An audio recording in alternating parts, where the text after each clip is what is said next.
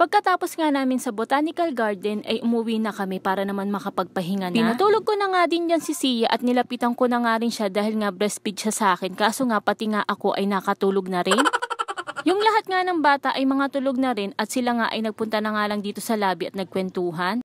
Fast forward na nga tayo mga mare at nakaluto na nga ng almusal. Meron nga ditong hotdog, spam, itlog at corned beef. Pagkahain nga ng mga pagkain ay pinagigising na nga namin yung mga batang kasama namin. Pagkatapos nga naming mga kumain ay kailangan na nga namin maligo. Kaso nga sa dami namin ay talagang matatagalan kami. Kaya naman yung ibang kasama namin na tapos ng kumain ay mga naligo na rin agad. May ilang lugar pa nga kami na balak puntahan na sana nga ay mapuntahan namin lahat dahil nga mamayang hapon ay pauwi na rin kami nito. Nakaligo at nakapagbihis na nga rin kami ni Sia dito at yung mga gamit nga namin ay naayos ko na din. At habang nga inaantay namin yung ibang mga kasama namin ay pakikita ko nga sa inyo dito yung swimming pool nga na binabanggit ko. Very uncommon nga ang pool nga dito sa Baguio dahil nga sobrang lamig dito. Pero kung gusto mo nga gumamit nito ay magbabayad ka nga ng 150 per head. Pagkarating nga namin dito nga sa tinutuluyan namin ay hindi ko nga pinakita kay Sia ito at baka nga magyaya na mag-swimming. Nakita ko na nga lang sa kanya ito bago nga kami umalis dito.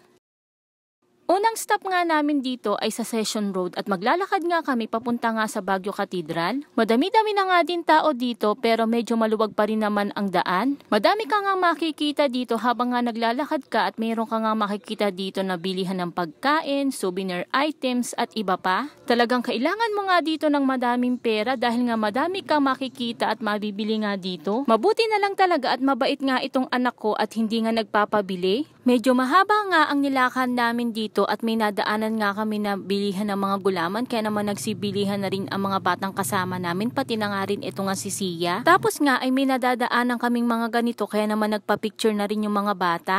Maya-maya naman ay naisipan nga namin rumampa nga dito nga sa may daan. O diba may pagganito pa nga kami, pak, sino ka dyan?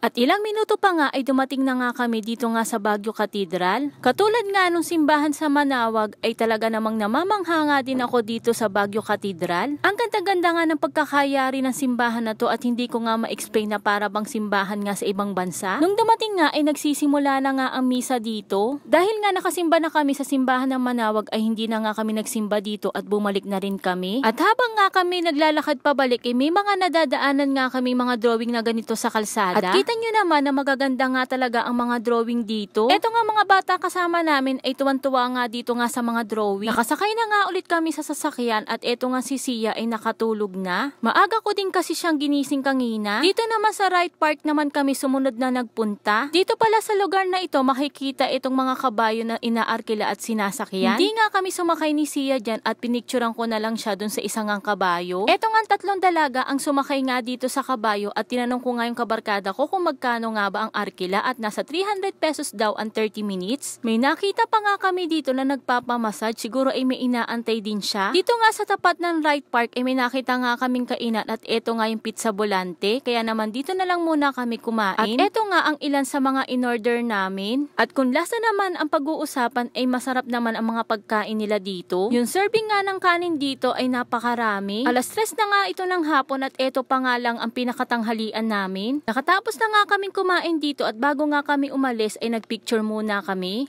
O siya mga mare, puputulin ko na muna at meron pa nga itong last part. Maraming salamat sa panonood.